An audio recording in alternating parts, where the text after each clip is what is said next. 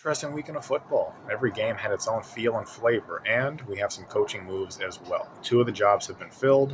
One new job has opened up. That is Buffalo, with Sean McDermott being fired this morning.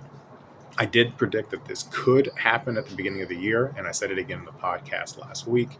And it had nothing to do with Sean McDermott, the coach. It had everything to do with just not being able to break through. And this has happened over time. We've seen it with other coaches, most recently, John Harbaugh. We've seen it with John Fox in the past. There have been other coaches as well. When you have a quarterback like Josh Allen, the expectation is that you do make it to at least a Super Bowl. They have had opportunities. They have not been able to break through, and ultimately, you need to make a change. That is what the Buffalo Bills are doing now. I don't take joy in it, but this is the cycle, and this is how things happen in the NFL, and we're going to have to see. It's a very good job because you got an MVP at quarterback.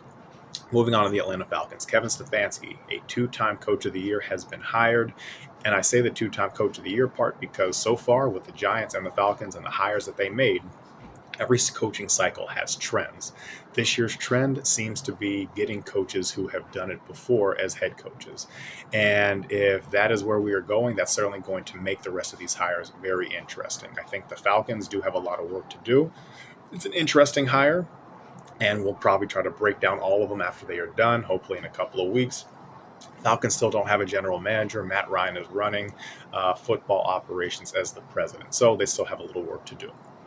John Harbaugh is officially the Giants coach. We talked about this one quick last week.